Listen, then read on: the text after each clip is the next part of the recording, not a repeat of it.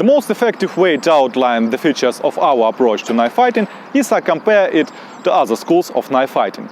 Taking on as example a Libre knife fighting system, I will analyze the features of Ukrainian knife fighting that we practice. When I watched the video of this system at the first time, I had a feeling that the system was presented as a criminal knife. That is attacking an unarmed person with a knife. So the options we work, moving in here, he's in your face here. That's when you're going to attack the body first, then move in.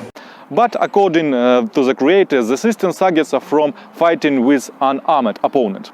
The Libre system is quite popular. It is represented in 17 countries and defends itself as revolutionary and highly effective. Libre fighting is a methodology we began putting together in 2004 as a way to address the way knife violence occurs in the Western world.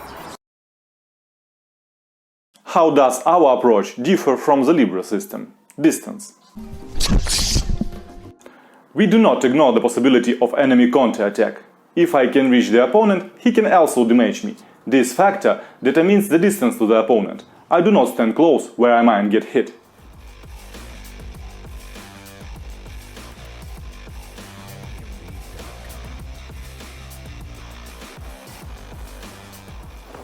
We don't do many strikes. It's only 2, 3 and jump out.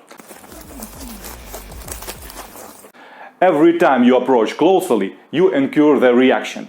I can be sure that my attack will stop the opponent, especially considering knife endurance.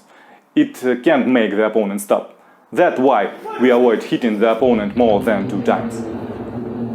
Once accomplished, the attack must be followed by a tactical retreat.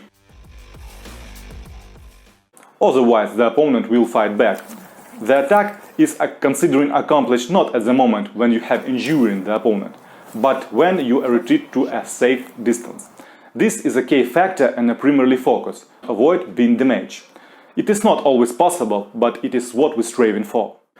Tactics. The Libre system suggests a tactical approach where you sweep away the opponent with your pressure and aggression. Something similar can work well for hand-to-hand combat. A similar approach is also suggested by the Krav Maga, whose concept is to suppress the opponent with superior aggression.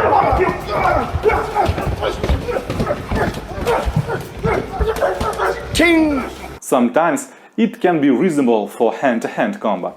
A suppressed and unbalanced opponent will not be able to effectively attack and defend. But with the knife, it's not the case.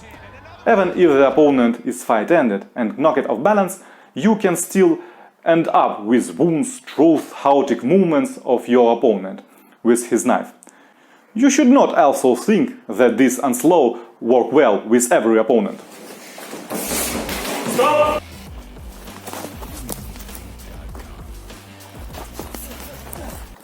Grip. The Libre system suggests only reverse grip. But the main disadvantage of this grip is compression. To the strange one is distance. The mainly use a strange grip. Although it is optional. Every fighter is free to determine for himself which position of the knife in his hand more comfortable. The most important part of our training is the sparring and competition. We constantly check our skills in confrontations with different opponents. They are only way to understand whether your skills are effective. If your opponent stands still after his own attack, you will not know what will happen if he starts to move and respond. With this compression, we don't mean to state our system is better. It's a mean to outline differences. We believe that the knife fight is a kind of long-term experience for many people. It's a dynamic and constantly evolving system. We adopt only the most effective features and constantly check our own skills. There are only 2 really important principles in knife fighting. Understanding that it's much more important to not get injured than to damage the opponent. And permanent review of your skills and techniques by sparring. It doesn't matter where exactly you train. If you cannot test your skills in a fighting with different opponents, you cannot be sure if your skills are effective.